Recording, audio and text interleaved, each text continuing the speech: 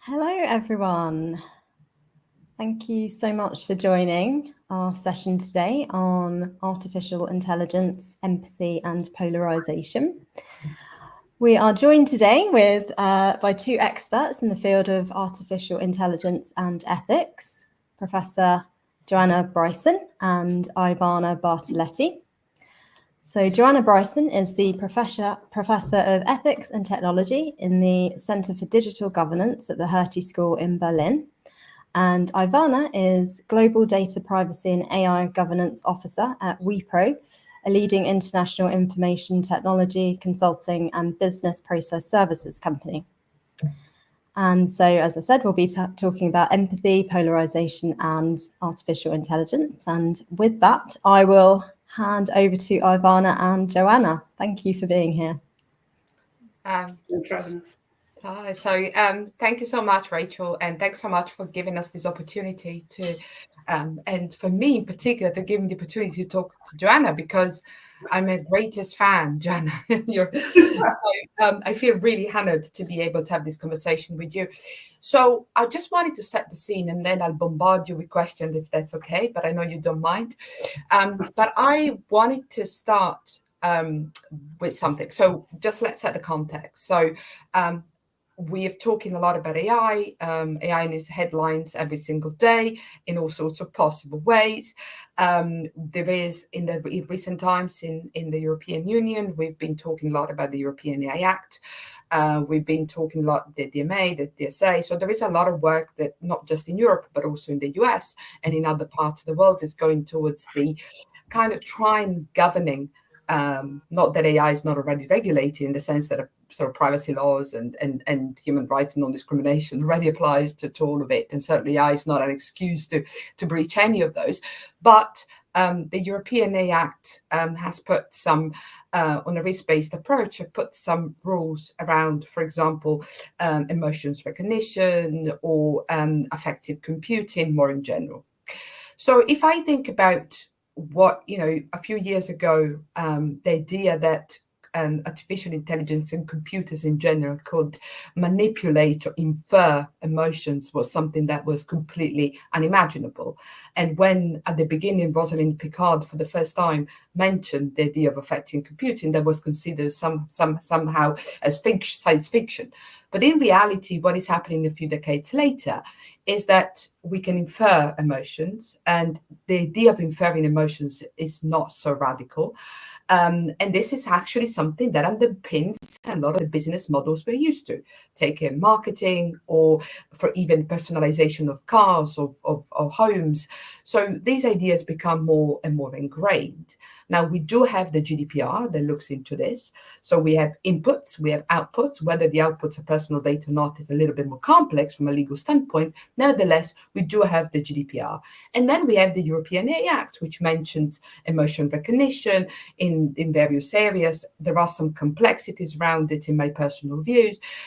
So, for example, the European AI Act states quite clearly that affecting computing in the area, for example, of work and education are prohibited unless it's for health reasons, and it's a little bit unclear what this health reason means.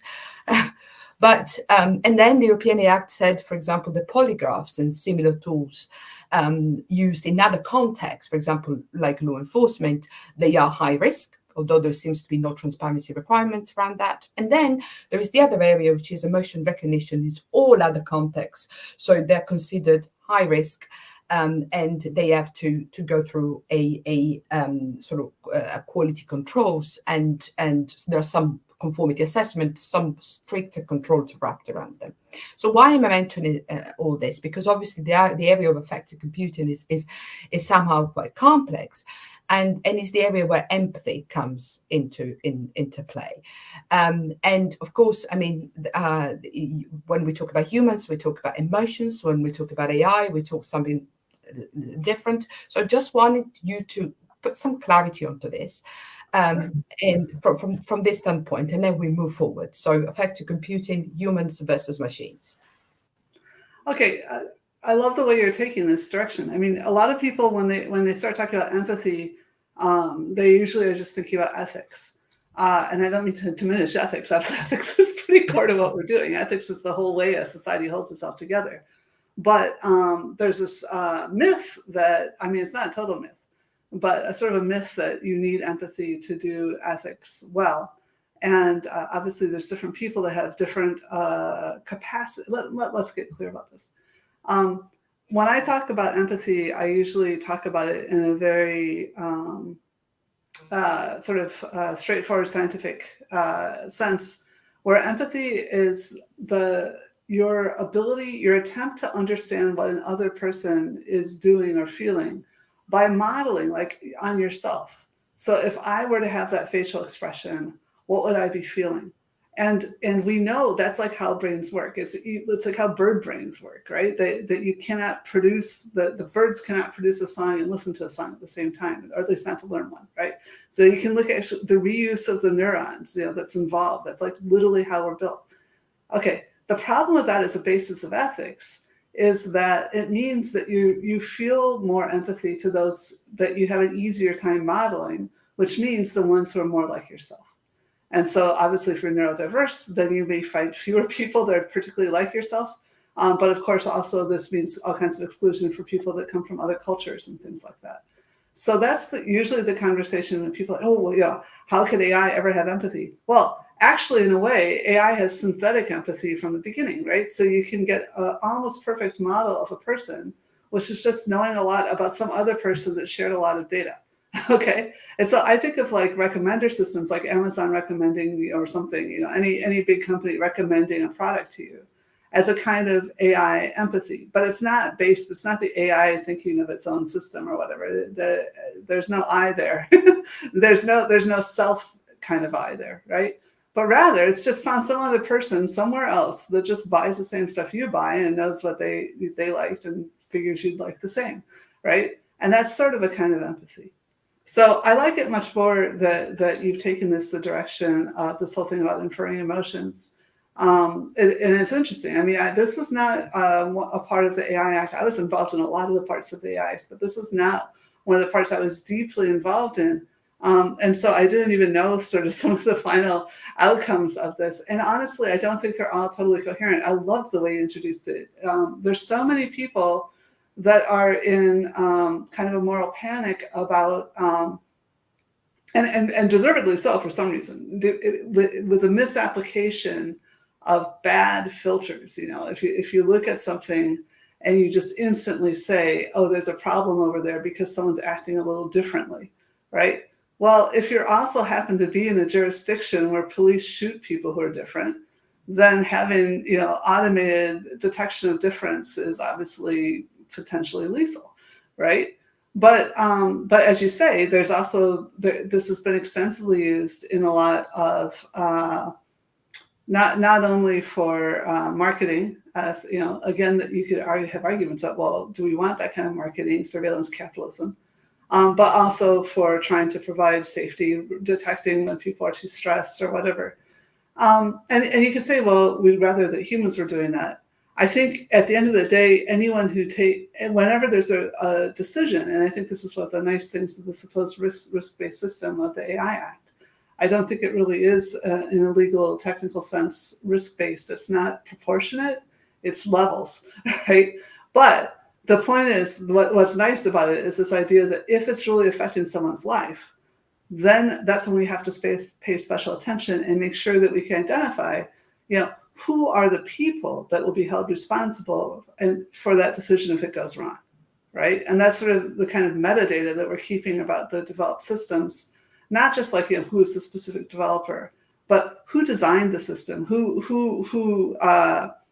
what were the requirements that were set for the system? How was it tested? Did the company that provided the system do due diligence, right? Was it something that was a legitimate product that should have been brought to market in the EU? That's the kind of thing that we've been looking at. So on all those lines, I'm going to branch a little bit. My very first paper was called Just an Artifact. And I love the way you brought this. In fact, I was looking behind me at one point. I'm pretty sure I have your book either on this bookshelf here or buy my bed. I can't remember which. So we're mutual fans. but anyway, I love the way that you describes the fact that this is integral to existing products. So, and again, these existing products have long been contested. Is it right that police departments use lie detectors or whatever? You know, and so there definitely used to be some just complete, you know, this thing about handwriting. You know, people who did and when I was looking for jobs in the 80s, you know, it would be handwriting detection.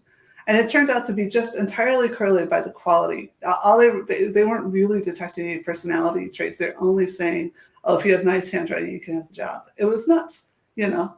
So maybe these things, it gives us a chance to sort of relitigate and to re-examine some of the automotion and assumptions we've been making before. But I do think you're right that actually the science shows that we are getting better at detecting emotions. And so when people say, oh, you know, and I hear this, people just say, AI systems cannot detect emotions. They cannot tell if you're lying. I have friends who've said that their systems, it turned out that one of the principal components that you're trying to figure out the emotion of someone's writing, and actually whether they're lying or not, is one of the easiest things to detect, right? Using a stylus and tablet. You know, so definitely we have those capacities, and this is this whole thing about, do we want to acknowledge there are those capacities and carefully regulate how they exist, or do we want to just be in denial and say, oh, it doesn't actually work, this is all smoke 'em? You know, I think it's safer to do the former. Yeah, no, I agree, and just, I mean, looking at the European AI Act, for example, and you say correctly, I mean, the issue is how we regulate this. Where does the responsibility lie? Now, of course, I mean, the European Act is the first attempt in Europe. We'll see what is going to happen in the US. I think it was you, Joanna, who said it's really important to see what's happening in the US, and this cross-fertilization also is really important, you know, so that we're going to govern things in a different way. But for example, I don't think I was the first person to say it's important what the US does. No, for sure. But still, I mean, in this context, probably one of the first. But what I mean is, clearly the European Act, there is a lot to unpack around all of this. For example, the European Act explicitly mentions polygraphs, and both in Germany, and polygraphs in Germany were banned in 1954. So, I mean, so of course, in the European Act does say the fact that polygraphs are high risk doesn't mean the single country can decide to ban it. You know, so we'll have to see a lot of how these things will pan out in the future. And there is a lot of, as you say, there is a lot of there are a lot of discussions about these systems, because some people say, why aren't they all banned altogether? Why are they simply high risk? What is the difference? Some of these systems in some contexts, like migration and border checks, why are they allowed there but not allowed somewhere else? I mean, I think a lot of this is something that we'll have to be looking at. But I wanted to go back to the empathy concept, you know, that you described so well, and I wanted to ask you, of course, one of the key things that these systems do is, as you say, they have some sort of AI empathy coded into them, right? So then it comes to all the other issue, which is these systems being able to say, I'm sorry. This is and there is all the problems that come with it, which is around the relationship between the human and the machine, and the fact that these systems take sort of human form in all sorts of possible way. And where do you see this going? And how do you see it? Is there a risk that you see with this, or is there also an opportunity in terms of this sort of AI-driven, AI-coded empathy that can it bring value as well? Yeah. Okay. So this is, I think what you're doing, I'm a little confused, but I think what you're doing is switching the question back around. So I talked before about sort of synthetic empathy that wasn't really the machine having empathy through modeling internally, but rather through just finding another person and doing so sort of outsourced empathy. But this other problem of the extent to which humans have empathy with machines, right? Again, this is a lie. Okay, so it's a lie that people want to be told. They want to believe the machines are like themselves. They want to believe that the machines are their best friends that they can trust. So, for example, with a human, like you and I, we know each other. You know, we would go to lunch if we see. In fact, we did. Did we just have lunch in Berlin not that long ago, right? So if you're in town, you would have lunch with me. That's a big deal. There's 8 million people or something. No, 3 million, I guess, in Berlin. 8 million in London. that we would take time to see each other tells you something. If an AI talks to you, like, it's not even AI, I hate that term. It's just a thread of some business process. Is like spending a tiny bit of electricity conversing with you for days. It means nothing. It means zero. It has no impact on how you relate to the organization that owns and deploys that thread. It just gives you no information, but you think it does, right? Because you are programmed to treat language, like, especially language that's like in your dialect, as if a trusted other, right? It's something that you think is a person. And so I am extremely unhappy about anthropomorphized AI. So some people take this. So there's a Kantian thing. So this goes back a little bit. I'll do it because I think we have some time. So it wasn't so much, I don't believe, Descartes himself, but some of Descartes' followers. But anyway, they were very religious. They were trying to understand the relationship between God and the person. And one of the things they thought was emotions were only the domain of humans. For whatever reason, that's what they thought, okay? So they didn't think it was our animal selves. They thought that it was an expression of divinity. So they apparently at parties used to light dogs on fire and say, isn't it interesting that it simulates pain, right? Now, we know enough about medicine and biology things to know that what the dog feels is just like what you feel.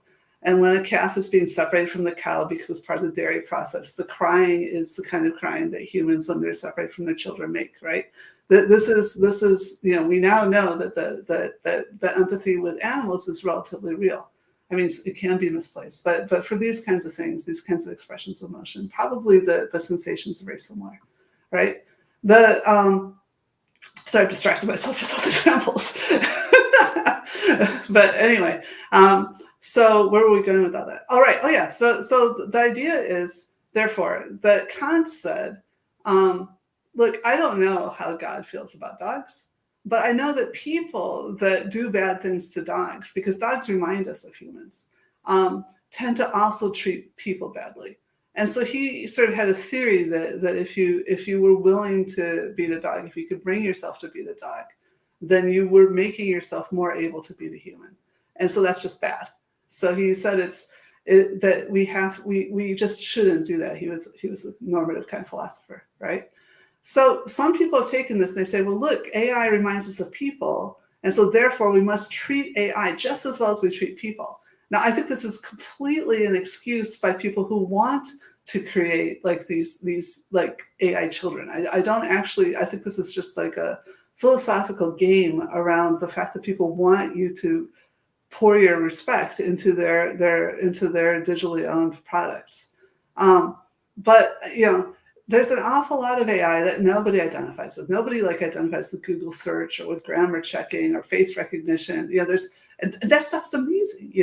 You maybe anthropomorphize a little bit of driverless car until it does something stupid, right? But basically, I mean, I think you anthropomorphize. I don't know that. And I'm showing my age. Herbie the love bug. Anyway, no, never mind. The point is that building AI in such a way that people do identify with it is a choice. Now, some people argue it's a necessary choice because, oh, look, it's easier to use. You understand, you know how to work with people, so you can work with AI. Again, I feel like that's a lie. You're saying, oh, this is one way that we can have a set of expectations that we can try to broadcast.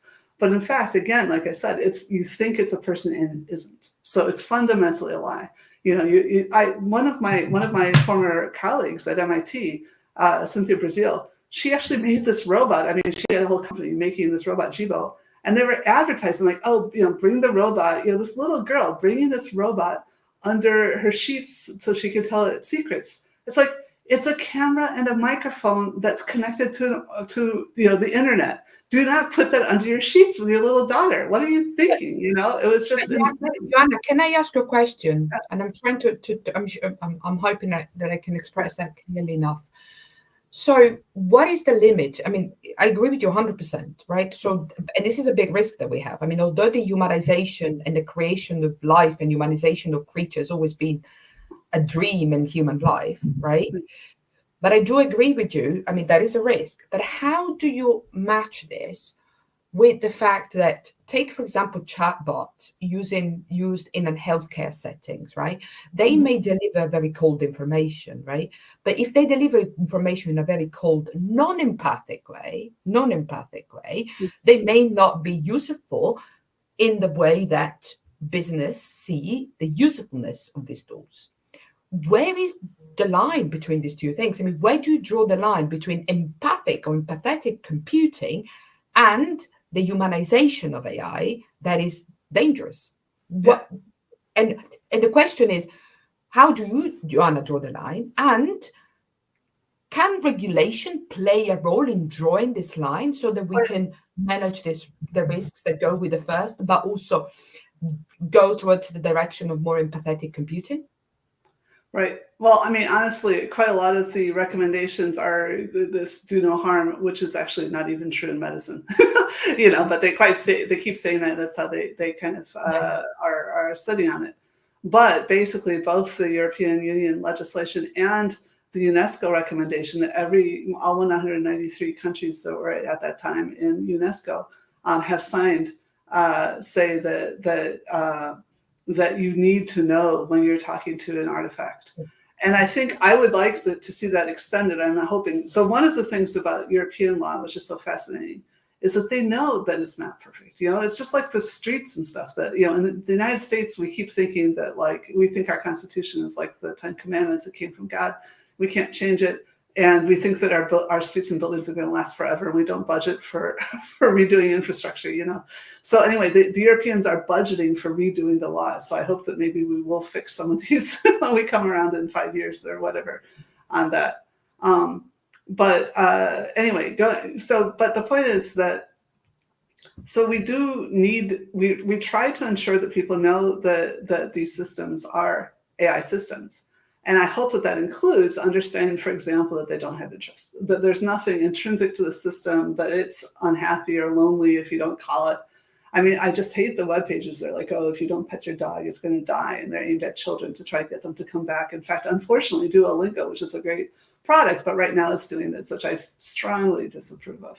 You just don't want to have that kind of emotional weight on people who are vulnerable to it. So what I hope that we can do is make people less vulnerable to it as we become more informed. So when the moving pictures were new, back in the early 1900s, people were like passing out. They were terrified of like trains, and King Kong and screaming and whatnot, and now we look at this and we're just like, what? Little kids can watch on television. It's not a big deal. But at the time, there was no other context where you would see that kind of motion. And at the gut level, you just believed that there was really a train. And it was a pretty good guess. But now we see more screens than we do actual trains, right? So I hope that we can get there. And I believe we kind of are getting there. People do seem to have, I've been impressed by the lack of craziness in the conversations about AI, by and large. There was some conversations, this whole thing with the shaman that Google hired that was supposedly a testing engineer or whatever, that thought that there was something really there. And then there was a few other sort of conversations like that. I've had a few conversations like that with a few like people here in Berlin, like students, but most of them are just like, what? No, it's obviously just this tool, right? And it doesn't seem like people are befriending, ChatGPT or whatever, fortunately. I mean, I wouldn't have a problem, again, if people when I'm alone in a hotel room and feeling bad, I might turn on the TV just to make it sound like there's people there too. I get that. So as long as we know that we're doing that, and that we're in control of that process, and then I think it's okay. And so I hope that we can find ways to make it evident. And I don't feel like the large language models, I mean, by default they won't be, right? The large language models are compressed human thought. So of course, unless you only were extracting from like legal texts or something, you're not going to get third person. You're not going to get, objective. Everything's going to be first person, because most of the stuff on the internet is first person, right? Or at least I shouldn't say that you only get the average, but by asking a person like a first person kind of question, the systems can easily index into similar. I mean, going back to empathy, one of the problems that was had, what was it? A replica, right? So yeah, they had this problem where people that had been in abusive relationships, unfortunately, they knew how to play those roles and they didn't understand. And again, this is one of these things, the information age brings transparency into all this. So you don't want to say you're blaming the victim, but the fact was they were playing, they were used to interacting with partners in this way of the sort of on the victim side. And then they were shocked that their AI system was, was able to mine those kinds of relationships, and then said, "Oh, you're on the victim side, I'll be on the abuser side," and it just was saying abusive things, This so what they did, of course, was they sort of broke replica. They made it less. They put lots of these guardrails. So basically, introduced more context to make it less likely to go into that part of the space. And then other users who weren't in, who had perfectly fine relationships with their partners, which again, I don't like the way replica is marketed around that. It's very anthropomorphized, but they were like shocked to lose control and to lose, that they lost access to the kinds of conversations they've been able to have before, because again, those same guardrails wound up sort of withdrawing certain kinds of topics, basically making them less probable. As people start making, being taught this stuff, no one will ever entirely understand it. Some people have really elevated ideas of how smart their plants are or whatever. Yeah, but I mean, enough of families will be able to understand that, intelligent decisions will by and large be made. Yeah, I mean, there is a fine line that I find between the fact that, of course, if you use I use a term which I'm not sure how, I mean, it's used in the media, but I don't know how much it's called this sort of empathetic computing, right? And sometimes the idea of building a more empathetic computing is linked to better user interfaces. And the idea to say, so for example, if you're using in healthcare settings, the fact that you can have a certain kind of language, you can allegedly infer emotions, that allows the user to have a better interface with the machine in a healthcare setting, for example, where and there is a lot of usage envisaged, for example, for older people. And that's at a fine line, no? I mean, it is a fine line, because then it become quite difficult to say, well, actually, you're only dealing with a machine. Yes, of course, you're only dealing with a machine.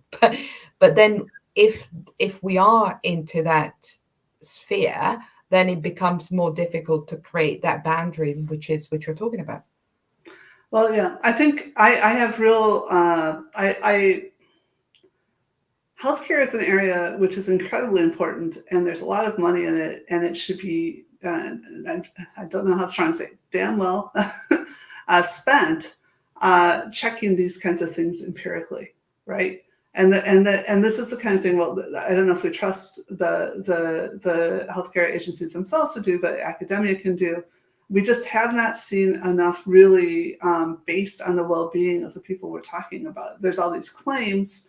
And are the studies. So for example, if you have a whole bunch of people coming in with this robot and they're talking to someone, and unfortunately, if you're in like a care home, you may only have like a couple of minutes of one-on-one interactions per day with a real human. So then suddenly there's like 10 people in your room looking at how you're interacting with a robot. Well, of course, suddenly that's a very positive thing. It's very positive associations.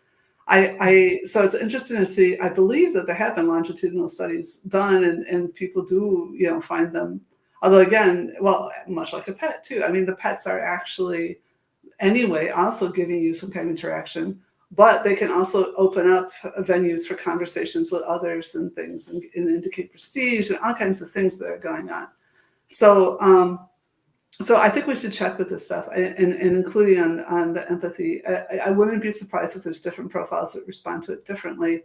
I'm in the situation now where my own father needs a lot of care, but fortunately he's still competent. We can largely rely on him to make the decisions, and so we can, very carefully try to slide it out and say, okay, these are the decisions we're going into right now. If an informed adult says that they enjoy this, they understand that this is not true companionship, they hopefully they have some kind of privacy and cybersecurity on it, because they may not understand exactly all the risks they're facing. But as long as they cannot be manipulated through the device, and they've decided to spend their time with the device, then I have no problem with that. And it's like when we watch movies, we know that the characters aren't real. But we can still, fall in love with them or whatever, cry when they die.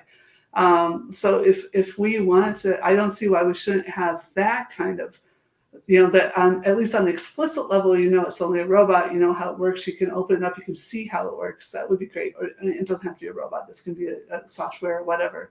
And yet on the implicit level that you really have a good emotional ride and that might help you. One of the things I heard from one of my former students, Eugene Ban, we did a lot of work on, well, a couple of papers at least on sort of the looking at emotions out of text. But he went on to do some chatbots for healthcare. And it was interesting because it turned out that Syrian refugees preferred any kind of really terrible chatbot to talking to humans because they didn't want to burden humans with what they had seen. They didn't want another person to even know that what they'd seen. And so they just needed to talk, but didn't want to hurt anyone. So the chatbot to them was perfect. So I think sometimes we need to think about that sometimes it is actually better to communicate the fact that, look, this is a machine, this is how it works. You're not actually burdening it. I've also got this, when I was first talking about the lack of anthropomorphism, a lot of people really hated me. There were so many people that wanted to have AI babies or something. But the people who embraced it immediately was actually the disabled community. Because again, they, just imagine being in the situation where you can't do anything without being in debt to another human. And so you would see people that would use unbelievably bad robots to drink beer or brush their teeth or something. And they were so grateful because they were grateful that they didn't have to be grateful. It was just like such an emotional, empathetic relief to know that the robot did not need praise or gratitude or whatever, or anger. It was just there. And I really like the fact that you're bringing different perspectives in, right? Because I remember having a conversation a while back. I think it was in China for the UNESCO, and I remember clearly people say, well, look, for some of us, it's much better to know that we're dealing with a chatbot or rather than for a human. For example, in some sort of areas where there are sort of more sort of difficulties of borders, and the borders may be more dangerous. For us, it'd be much easier to deal with a machine rather than with a human, right? So what I mean is that we need to take into account different perspectives and also where people come from in their journey.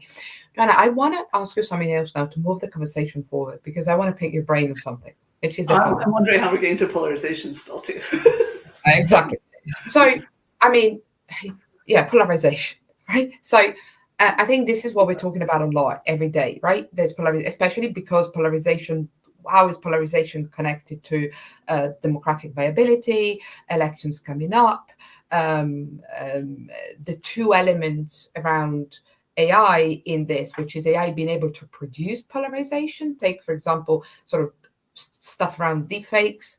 Look at what happened in sort of the recent example in sort of 2023 Slovakia, which was probably the latest big one, that where the disinformation slash polarization, where an audio clip was published of the candidate talking with a journalist about how to use and buy Roma votes for the elections. And then, of course, it was a fake. The audio was a fake, but it was the silent period. It wasn't challenged too much. But that was 2023, just last year. And we're seeing this a lot. And elections, of course, we have elections in Europe, we have elections in India, we have elections in the US. I mean, big countries with a lot of stuff happening. And all countries are coming to it. But there is a double role of AI here. So there is one role of AI in producing something that could be polarizing, but there is also the role of AI in distributing. And this is where we go back to effective computing as well, which is not just AI in distributing in terms of the infrastructure, what underpins our digital ecosystem, but also the fact that with affecting computer, the inferring in emotions, there is a lot of potential micro-targeting to people in that way. Now, the European Union is doing quite a lot in this space. And I wanted to know from you, where do you think we are at? And I wanted to know from you whether this double role of AI, because a lot of the times when we talk about polarization in our digital ecosystem, we talk about the first side of it. So AI as creating polarization in many different ways, although even that is quite, is somehow contested. I mean, there is no truth in there, ground truth in saying AI is going to create polarization. I mean, especially in our social media. But and some people in there say yes, it's because these systems they really push messages that are more controversial, and then of course by doing that they create these clusters, and they increase division and polarization. But there's also the other role of AI, which is in pushing these things out. So I wanted to know sort of how do you feel about this, and whether you feel that what is happening in Europe is correct. I mean, I think the whole world is coming to understand the risks with it, and then what solutions we can find. And then I wanted to challenge you on something still related to polarization, but more about why this is happening. Okay. All right. So first of all, I want to challenge you. I don't like to say that these are things AI is doing. This is stuff that the AI, that the field of AI is sort of facilitating that people are doing. Okay, so talking about polarization, there's at least three kinds of polarization. The first one that people were first aware of is political polarization. So political polarization is it's normally something that the United States, they talk about because they only have two political parties. And so basically it's polarized when the two parties don't work together. And you could just go through history, look at all the bills and say how many bills were bipartisan, right? And then you can just track like how polarized society was. So the most polarized society has ever been is now and right at the beginning of the 20th century that we have records for. Okay. But we can actually, the records go back into the 19th century, and it was climbing at the end of the 19th century like it's climbing now, probably for similar reasons. So what are the reasons? Certainly not social media, certainly not AI, but there were new technologies that reduced the cost of distance. And so it might have been some of the mass production of ideas, but also another thing is that you saw wealth concentration. And so one thing that in the United States we've seen is that political polarization is highly correlated with inequality. Now, I've actually done science on this. There is a lot of science done. So unlike the medical stuff, I'm totally on top of the science with the polarization and AI. But before I get to that, let me go a little back. Okay, so there's this political polarization. Then there's something called position polarization. So if you look at different people, what are the particular positions that they want? Do they want, zero abortion, any abortion a woman wants, or there's some kind of criteria in the middle about in these contexts or whatever, for example. And the further apart you are, that's called greater polarization. As these ideas get wilder or wider, maybe abortion wasn't a great example because there's some things that you can go really, well, I guess, yeah, like the extreme of what you would do to someone who has participated in abortion, for example. It can go very, very far out. Okay, so then there's something called affective polarization. Now, when originally identified, affective polarization was thought of as like position polarization having gone so far that now both sides hate each other. Okay, now this comes back to the science again. What it actually looks like is that affective polarization is the thing that's related to inequality. And in particular, it's not really just inequality itself. There's a couple countries, in fact, Germany is one, China is one, where polarization has increased, but affective polarization has not increased, at least not in the same ways. But generally it does happen. And what we've shown, I have some papers on this now, but some of them are unfortunately in prep, but some of them are published. What we've shown is that affective polarization is actually dependent not on inequality so much as economic decline. And the reason that's correlated with inequality is that if you have an under-regulated economy, then as inequality increases, for most people, their economic well-being can still decline, even if the economy had been going up, because all the money is just snatched by the very few people on the very top. Okay. So that's why, and so China and Germany, for historic reasons, really do make sure that the boat raises for everyone. And it seems to be the real problem isn't even, it's not about how much money you have. It's about not having enough money to meet your obligations. So if you got a mortgage believing that you had a certain income, and now you can no longer pay the mortgage, and you're losing your house, and you're losing your neighborhood, and maybe you're losing, custody of your children, that's when you become affectively polarized. And actually, well, I don't want to go into, I have new data about this. It's very cool. But anyway, yeah, I don't want to go into that because it's not too peer reviewed yet. Anyway, so now coming back to AI, it seems like there's two things you can do with AI. One is that amongst those who are already affectively polarized, so it doesn't seem like misinformation, disinformation, seeing other people's opinions, seeing only your own group's opinions, leaving social media, staying in social media, none of that affects people who are not affectively polarized. It doesn't increase their polarization. None of it does. They don't get these crazy ideas. Misinformation tends to be repeated and retransmitted by those who have high affective polarization. And further, any of those interventions I just mentioned, changing your feed so that it's more homogenous, changing it so it's more diverse, pulling you off of the social media, telling you to spend more time on it, any of those things, if you are affectively polarized, they all make you more polarized. They actually all make you more stressed. So basically, I think you can think of affective polarization as a state of fear, right? And that's why you are repeating these bizarre stories, because you're trying really hard to show that you're a member of a small, really faithful, willing to pay a lot in-group that has each other's backs, because you see that you aren't going to be able to meet your mortgage or whatever. You're afraid, and so you want to be a part of this pack. And so I think that's why. So we can use. So now coming back to your other side of your question, the surveillance question, I think this is the real problem. All right, because now there are people who are harnessing this social phenomena and creating through A/B testing the perfect messages to exploit people and to push them into what they need, right? So what they're trying to achieve. And I was just talking, here, and I was at governance school right now, so that's policy and governance. We were just talking about one of the worst things is when people have figured out how to make the bridges you use for building conversations into themselves polarized. So it's polarizing to talk about whether you should talk to diverse others. If it's polarizing to talk about talking, right? Like if you say, oh, that's just something that the left believes in, or whatever, or that's just stuff that the elite believes, right? The global elite or something. And only the global elite would have this conversation on the internet, whatever. Then you really are shutting down. And we have so much potential to figure out how to do that. So one thing I worry about is that in terms of mass movements. The other thing I think is under-recognized, and another book I know is on that shelf somewhere, I'm pretty sure. Anyway, Chris Wiley's book.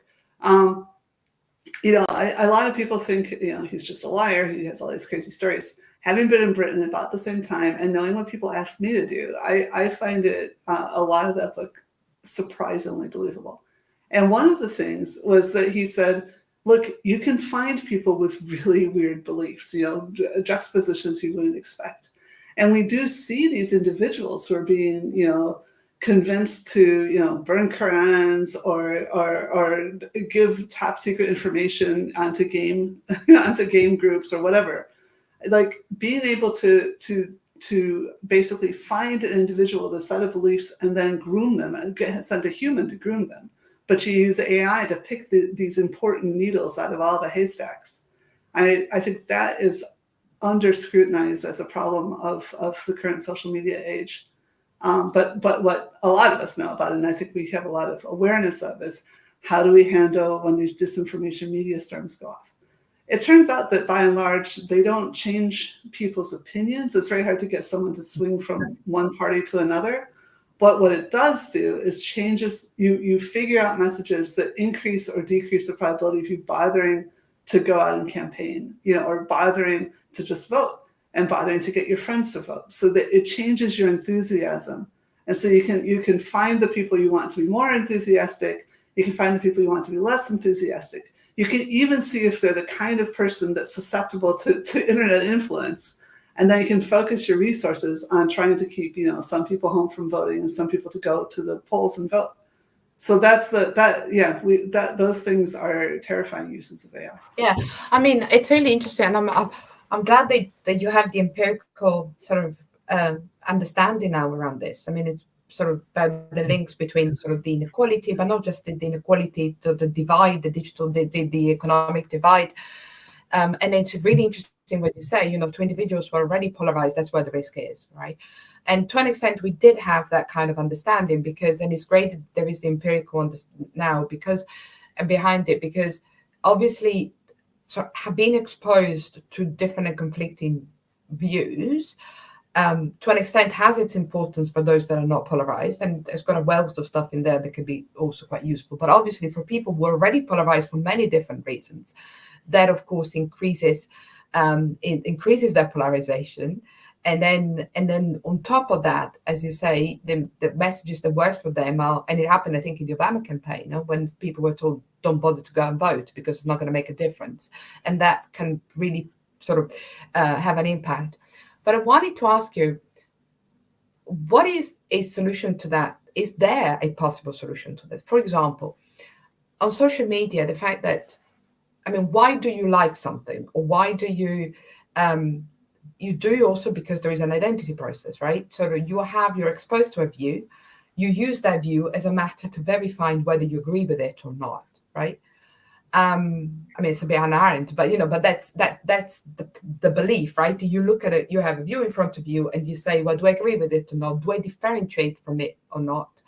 But sometimes you, for example, like something or retweet something or whatever, also because there is an identity process, because you want to be part of that wavelength because of many different reasons. Is there a way, for example, that we could change this? So, for example, is there a way where, I mean, would, for example, I'm just guessing there, but would, for example, say, let's stop having followers, right? Let's move away from the followers model, or let's move away from, is that something that can help? I mean, what I'm trying to understand is, I know I may be completely off the trail, but what I'm saying is there is a political problem, obviously, and that is about inequality, and and obviously there is no technological fix for it. There is a political solutions to it, but the problem is there a part that social media companies can play, or is there? So, I mean, is there something that can be done, or is it or not? Yeah. Okay. So there are some things that we can do. First of all, I want to say, being exposed to different ideas, I think that's important for everyone. That's how democracy functions. Nobody is right. Nobody is perfectly right. And we need to keep integrating and find these innovations. So we've got to be able to do this. But I think this thing about the fact, again, it's not about your wealth. It's about what your wealth had been expected, what your obligations are, and whether you're about to suffer a massive decline.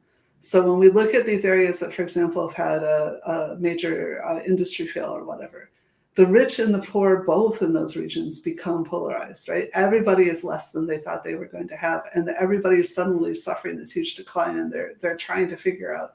And only 100 years ago, they would have been starting. In many places in the world, they would be starting. So this is really existential for those people, right? So it makes sense that they should sort of switch into a strategy. So what can we do? One of the things that these large companies can do is pay more tax, right? Because trust is a luxury good. If you want to have people you can talk to rationally, you have to take them out of these situations of threat. And so we need to actually have reasonable amounts of reinvestment in our communities. We need to have decent government, and we need to have decent welfare. And I think that's a fairly straightforward thing. I think elimination of followers, as I understand that, that's kind of the TikTok model. I sort of, to me, that's like the worst end of social media. The best end was Twitter, where you only had followers and where you didn't have recommenders. So Twitter up before 2014, right? But that's because I'm an elite, right? We did enjoy it. So people did a lot of work. We spent a lot of time choosing. It was emotional work too. You didn't follow the people that you liked most in real life. You followed the people you had time for, because there was no recommender. You're going to come in, you want to see who is providing the kind of quality that you needed right now. You could have multiple different lists, right? And you could choose that. So I think knowing like whether you're producing value or not by seeing like who's following you is important. And I don't want to take that information away from people. I actually prefer that. And it's funny because some of the tests, so Facebook did actually some pretty cool stuff over 2020. They invested a massive amount of money in double checking whether their product was creating polarization. And it didn't seem to be. There was absolutely no difference in the different kind of manipulations they did. For example, on the feed that was whether that you had the conventional Facebook feed or the old chronological feed. But the chronological feed was worse.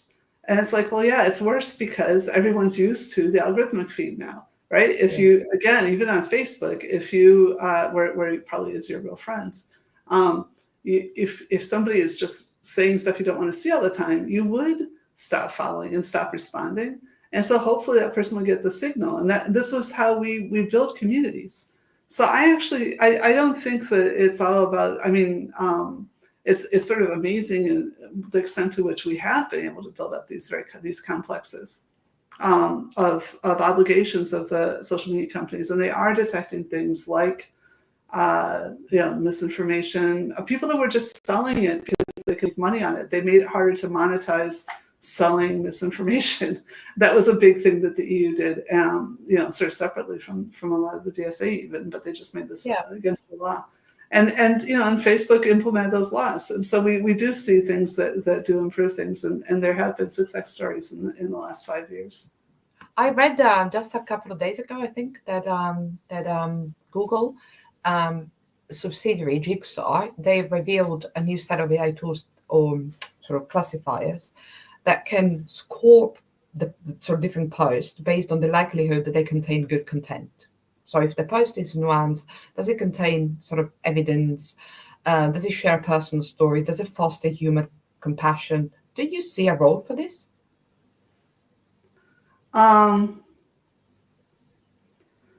It's an interesting thing that we're asking corporations to do these things, and I understand it. Like I said, I think that we need to keep working as a democracy and keep doing the science and figure these kinds of things out.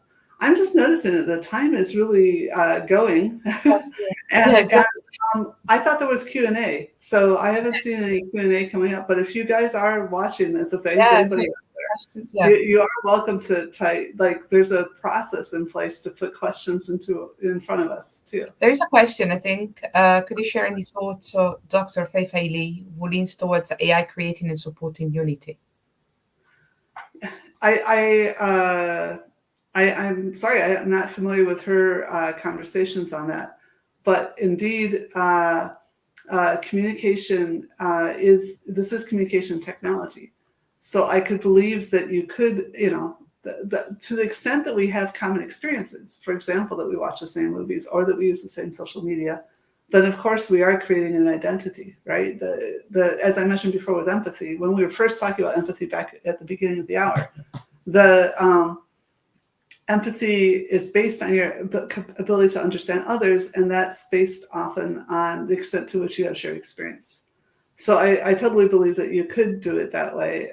But I worry, again, I actually agree with what Jack, I forget Jack's last name, Twitter Jack.